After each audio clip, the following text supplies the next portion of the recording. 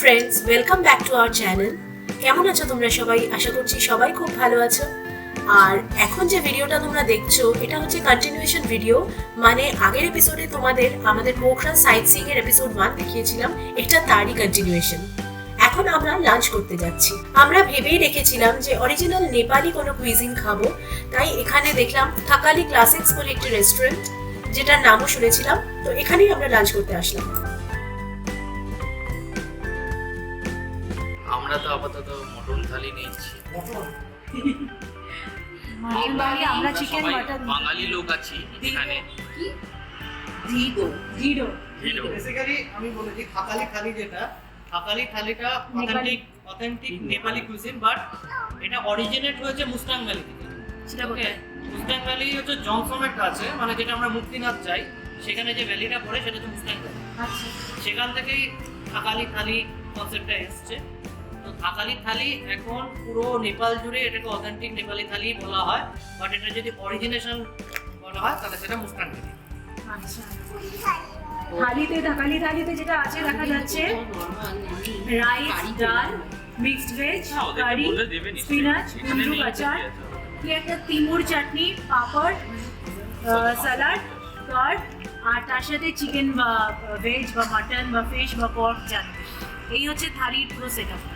তো আমরা সেখানে মাটন নিয়েছি, একটা চিকেন নিয়েছি। Your name? Lakshman Pahari. Okay. Pokhara. Okay, and she is serving ghee. She is serving ghee. Okay. अब एक बार बता दीजिए कौन सा क्या है? उंगली से ही दिखाइए। प्लीज ये है गुन्द्रुक बोलते हैं, नेपाल का ट्रेडिशनल ड्राई वेजिटेबल है। ओके ये मूली का अचार है। ओके ये हरा भरा साग। ओके ये मिक्स करी, मिक्स करी सब्जी है। काली गोभी और बीन्स का। हाँ? ये काली दाल बोलते हैं। ओके, उड़द का दाल आई थिंक। हाँ जी, ये तो मटन है, दही है और सलाद है। ये चिमुर का चटनी बोलते हैं, पिकल। ओके ओके, ये किस चीज से बनता है तिमुर का चटनी जो है? चिमुर का एक गोलमेरा, टोमेटो ये सब स्पाइसेस डाल के। स्पाइसेस। हाँ जी, okay okay, thank you. Please, thank you.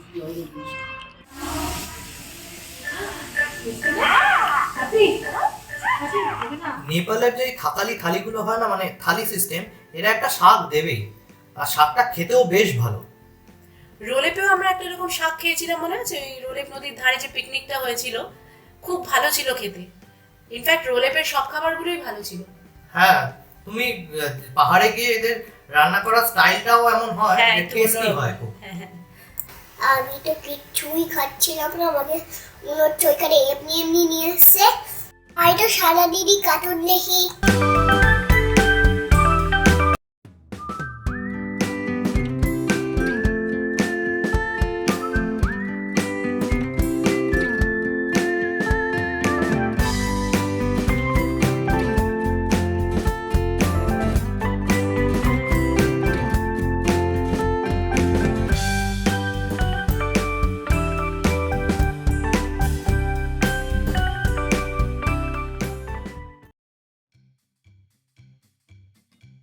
দুপুরের খাওয়া দাওয়ার পর আমরা আমাদের নেক্সট ডেস্টিনেশনের উদ্দেশ্যে যাচ্ছি। আর রাস্তার মধ্যে হাসি, গল্প, ঠাট্টা তো লেগেই ছিল। আমাদের পরবর্তী ডেস্টিনেশন হলো ইন্টারন্যাশনাল মিউজিয়াম। তাতে ইন্ডিয়া, বাংলাদেশ, নেপাল, ভুটান, আফগানিস্তান, পাকিস্তান এইগুলো নিয়ে একটা সংগঠন তৈরি হয়েছিল, যেরকম ন্যাটো, যেরকম এশিয়া।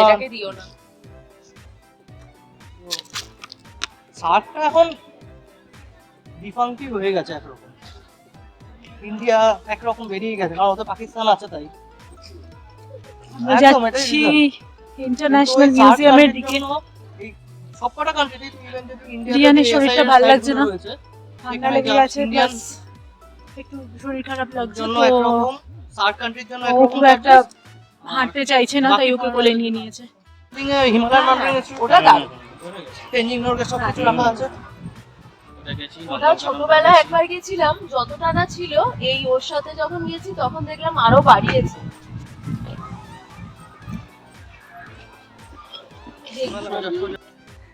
ইন্টারন্যাশনাল মাউন্টেন মিউজিয়াম এটা পোখারার। এর আগে তো হিমালয়ান মাউন্টেন ইনস্টিটিউট দার্জিলিং এর ওটায় গেছি। জানি না একই রকম কিনা, গিয়ে বুঝতে পারবো। মিউজিয়ামে ঢোকার মুখেই ছিল একটা ছোট্ট ম্যানমেড ওয়াটার বডি, আর তাতে দেখুন কত রং বেরঙের মাছ, আর সেই দেখে বাবু তো খুব খুশি। এখানে হিমালয়ার মানে নেপালি রিজনে যে বিভিন্ন উপজাতি রয়েছে তাদের ট্র্যাডিশনাল ড্রেস, তাদের যে জাতীয় ড্রেসগুলো তারা ইউজ করেন, যুদ্ধের সামগ্রী, বাসন, মানে ডেইলি লাইফের বিভিন্ন জিনিসের একটা সুন্দর মিউজিয়াম।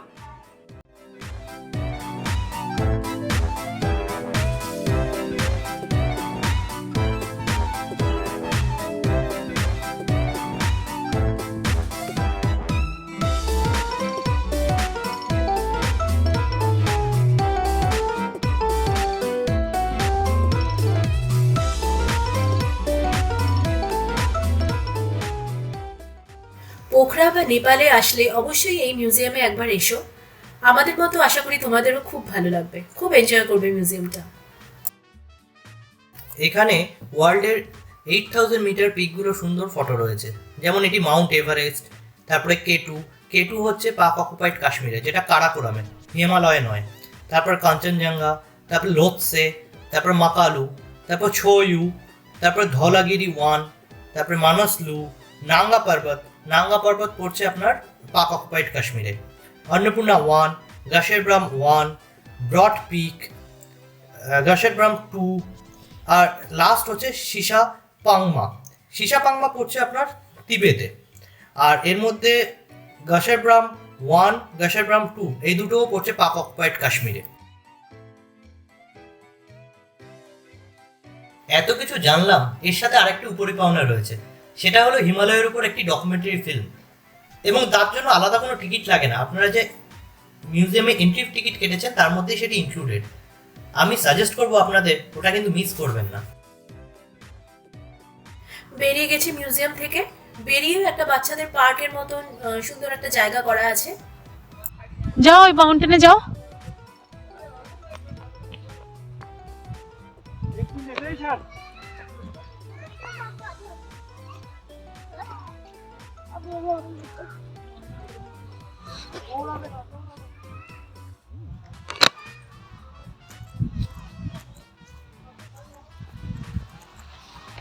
এই যে একটি আর্টিফিশিয়াল পাহাড় দেখতে পাচ্ছ, এটা বাচ্চারা খুব এনজয় করে।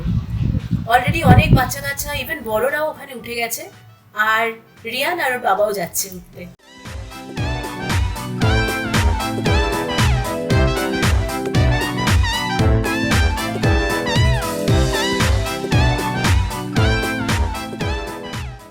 সত্যি কথা বলতে মিউজিয়ামে তো বাচ্চাদের ভালো লাগার মতো সেরকম কিছু নেই।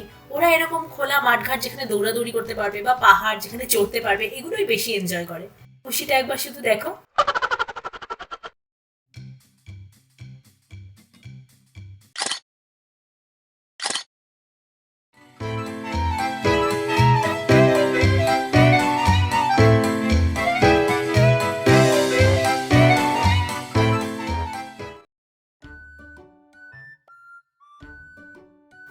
বলে রাখি, পোখরার এই ইন্টারন্যাশনাল মিউজিয়াম ওপেন হয় সকাল 8:30টায়, আর ওপেন থাকে বিকেল 5টা পর্যন্ত।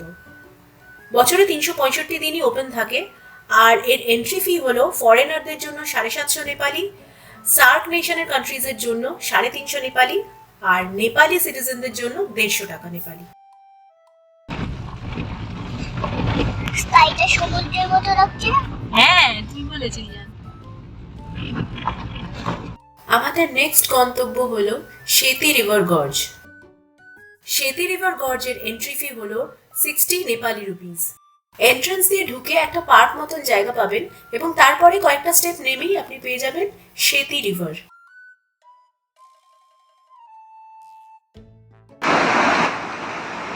অ্যাকচুয়ালি সেতি রিভার এটা, এই হলো সেতি রিভার, বা এর অপর নাম মিল্ক রিভার, কারণ জলটা যে পড়ছে দেখছেন এর কালারটা পুরো দুধের মতন সাদা, সেই জন্য একে মিল্ক রিভারও বলা হয়ে থাকে।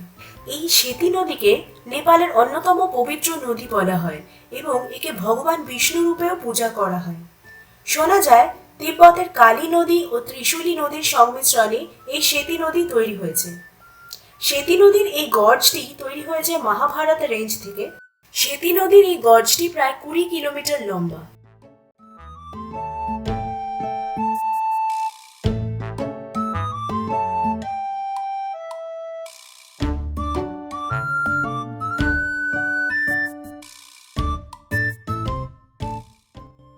সেতী রিভার গর্জ দেখার সবচেয়ে ভালো জায়গা হলো এই ব্রিজটি।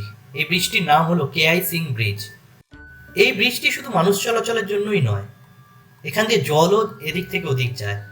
আসলে ইরিগেশন আর হাইড্রো পাওয়ারের জন্য জলকে টানেলের মধ্যে দিয়ে এই ব্রিজটার মধ্যে দিয়ে এক সেতী রিভার গর্জকে ক্রস করানো হয়েছে। আমরা এখন মহেন্দ্র কেভ এসেছি। আমার যেটা এই সারাদিন ঘুরে ফিল হচ্ছে, নেপালে যে কোনো জায়গারই এন্ট্রি ফি বড্ড বেশি। মানে আমরা গাড়িতে যত টাকা দিচ্ছি বোধহয় সব জায়গায় এন্ট্রি ফিতে তার থেকে বেশি বেশি দিয়ে দিয়েছি। হ্যাঁ,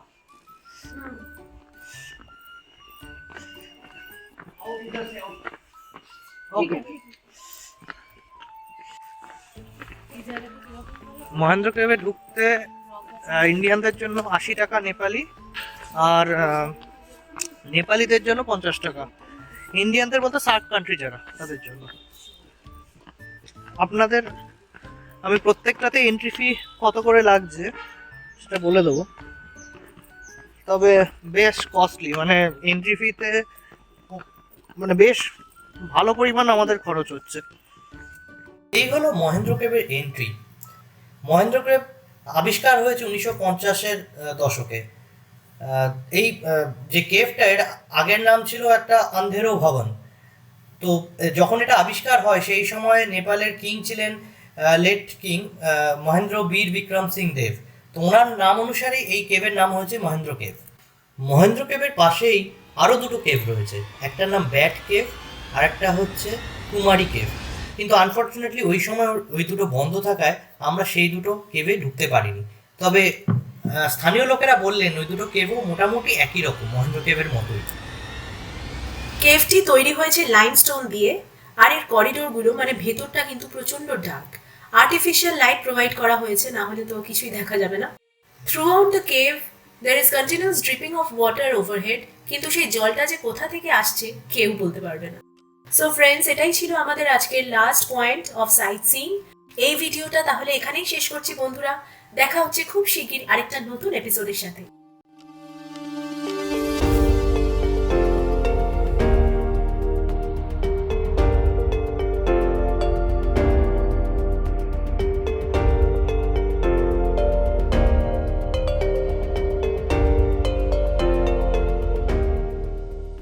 So please wait for our next videos. Until then, stay blessed, stay happy.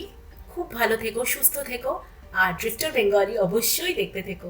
By বন্ধুরা, ভিডিওটির কোনো অংশ যদি একটু ভালো লেগে থাকে তাহলে প্লিজ একটা লাইক অবশ্যই করে দিও, আর সাবস্ক্রাইব না করে থাকলে সাবস্ক্রাইব প্লিজ করে দিও।